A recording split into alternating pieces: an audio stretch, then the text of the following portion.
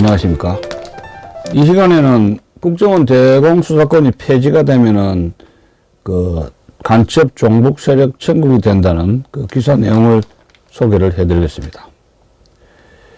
그 이제 토론회 관련인데 국정원 퇴직자 모임인 국가대공수사권 정상화 방안 토론회에서 이 국정원 대공수사권 폐지되면 대한민국은 간첩 천국이 된다는 그 기사 내용을 좀 소개해 드리겠습니다. 국내 보안정보 수집 기능을 없애면 체제 전복 사범 정보 수집이 불가능해지고 안보 시스템 자체가 붕괴가 된다는 경고입니다. 자, 보겠습니다. 전직 국가정보원 근무자들이 국정원의 대공수사권이 폐지되면 북한 간첩과 종북 세력의 천국이 될 것이라고 경고를 했습니다.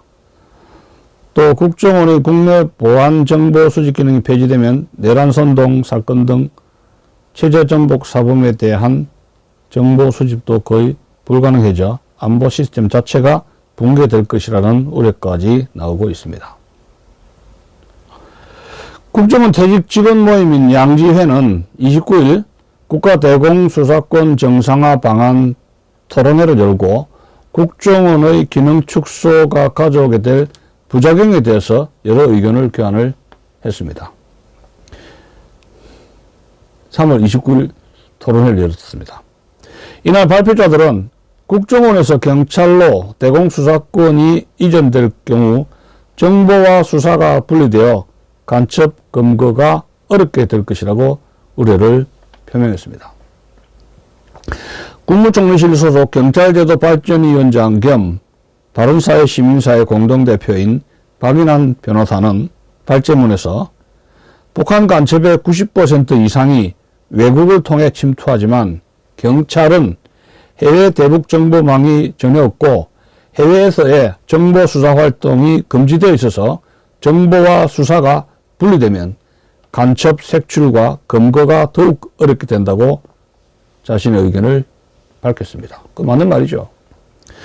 박인환 변호사는 문재인 정권 5년간 경찰이 검거한 국가보안법 위반 사범은 그 직전 5년간의 약 25%에 불과하다고 말하면서 경찰청 안보수사과의 업무 역량은 국가보안법이 아니라 마약 사범에 쏠려서 국정원의 대공수사 기능이 폐지되어 경찰 단독으로 수사가 이루어질 경우 국가적 안보수사 역량에 치명적인 잘못이 될 수 있다고 경고를 했습니다.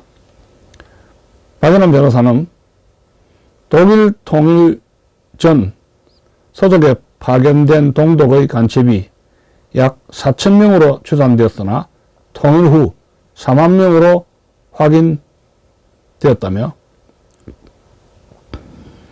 원래 이 동서독이 통일되기 전에 4,000명인 줄 알았는데 통일 후 보니까 이거 시타치 문서에 드러난 간첩 수가 3만 명으로 확인됐다는 거예요.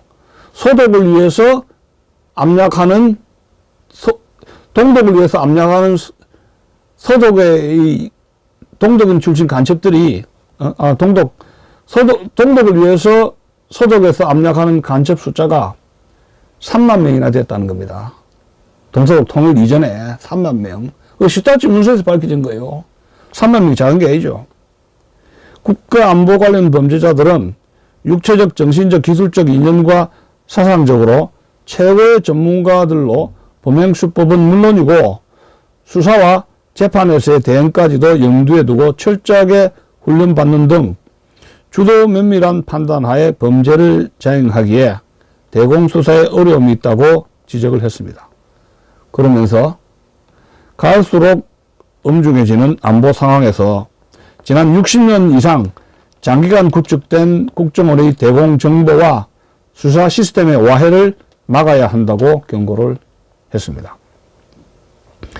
대한변호사협회 홍보이사인 문수정 변호사는 이런 말을 합니다. 민주당이 절대다수 의석을 확보한 기회를 악용하여 국정원법에서 국정원의 대공 및 대정부 전복 보안 활동을 금지하고 국가의 60년 안전보장 체제인 국정원의 수사권을 박탈하는 대신 정보의 수집, 작성, 배포권으로 대체했다며 이는 국정원의 수사권을 완전히 박탈하는 이른바 국수완박을 실현하는 것이라고 맹비판했습니다. 문 변호사는 자통민중 전위 등 잇따라 간첩 사건을 보면 과거 물리력으로 대한민국의 국가 안보를 위협했던 것보다 훨씬 교묘하고 현대적 시점에 적합화된 수법으로 노조와 시민단체 등에서 압력해온 사실이 밝혀졌다며 국정원의 대공, 대정부 전복 수사 권한을 강화해야 하는 시기라고 강조를 했습니다. 그는 미국도 개인정보에 대해서 매우 민감한 국민성을 갖고 있음에도 대공이나 대정부 전복을 막기 위해 법률로 광범위한 감청 및 수사 범위를 수사기관에 부여하고 있다고 덧붙였습니다.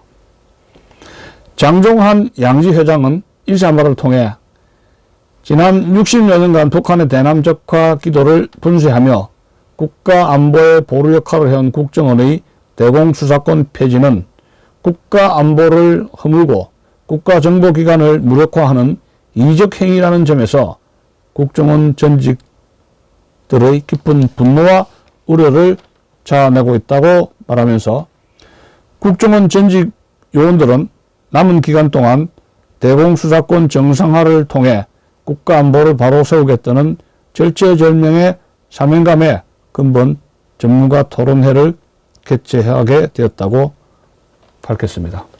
이것은 이주연 기자가 쓴 것입니다.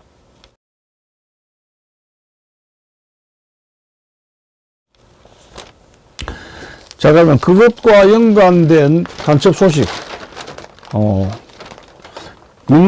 간첩 소식을 한번 알아보겠습니다. 민노총 내의 북추종자 지하조직, 지사장, 팀장, 직함까지 갖췄다는 그런 겁니다. 전 현직 간부들 지사를 조직하고 북가 교신하면서 24년간을 걸쳐서 조직을 확대해 왔다는 겁니다. 대남 공작을 노조 활동으로 둔갑시킨 것이죠. 자, 기사 봅시다. 국가보안법위원 협의로 구속 수사 수감된 전국민민주노동조합 총연맹 민노총 전 현직 간부들이 북한을 추종하는 지하조직을 만든 뒤에 지사장, 팀장 등 직함까지 갖추고 조직적으로 활동해온 것으로 드러났습니다. 자, 기가 찹니다. 20일 동아일보 보도 등에 따르면 국가정보원과 경찰 등 당국은 구속된 민노총 조직국장 A씨 등이 각자 직함을 갖고 역할을 나눠 활동한 사실을 파악했습니다. 이들은 자신이 속한 지하조직을 지사라고 표현했습니다. A씨가 바로 지사장 역할을 했고 A씨는 북한 공작원과 직접 교신하면서 지령문을 수수하고 지하조직 지사 활동을 북측에 보고하는 역할을 한 혐의를 받고 있습니다. 구속 수감된 민노총 보건의료노조 조직실장 B씨는 지사 3팀장과 강원지사장 역할을 맡았습니다. 강원도 한 병원 노조에서 오랜 기간 활동했던 B씨는 강원도 지역 노동운동 활동가 등을 포섭하고 지역 하부조직 확대 역할을 해온 것으로 전해졌습니다. 자, 민노총 금속노조 부위원장을 지낸 C씨는 지사 2팀장 역할을 했습니다. 주로 전남 광주 일대에서 금속노조 집행부 장악, 기아차 광주 공장의 하부조직 설립하라는 북한 지령을 받아 활동한 혐의를 받고 있습니다. 당국은 민노총 전 현직 간부들이 많게는 24년 가까이 조직적으로 활동해 오면서 민노총 내부에서 지하조직을 확대시키려 했다고 보고 있습니다. 24년 가까이 조직적으로 활동해서 민노총 내부에 간첩망, 지하조직을 확대하려고 했다는 겁니다. 당국은 앞서 이들의 구속영장 실질 심사에서 국내 최대 노동조합인 민노총을 방패 삼아 대남 공작 활동을 정당한 노조 활동인 것처럼 둔갑시켰다고 강조한 것으로 전해지고 있습니다. 야, 이 나라 참 어디까지 갑니까? 큰일 났습니다. 한편 국가보안법 위반 혐의로 이달 24일 당국의 압색 대상이 된 민노총 관계자가 2018년 중국에서 북한 공작원을 접선한 사실도 드러났습니다. 2018년 민노총 간부가 중국에서 북한 공작원과 접선했다는 사실입니다. 민노총 경기 중부지부 간부 D씨는 2018년 9월 중국 광저우에서 북한 대남 공작기구 문화교류국의 공작원을 접선한 혐의를 받고 있습니다. 여기 북한의 그 문화교류국이 골 때리는 거예요. 대남 간첩을 대남 간첩 진행하는 것이요. 문화교류국입니다. D씨는 광저우 거리에서 부채를 들고 서성이다가 북한 공작원을 발견해 접선 장소로 따라간 것으로 조사가 되었습니다. 부채는 이들이 서로를 알아보기 위한 일종의 사인으로 활용된 것으로 당국은 파악을 했습니다.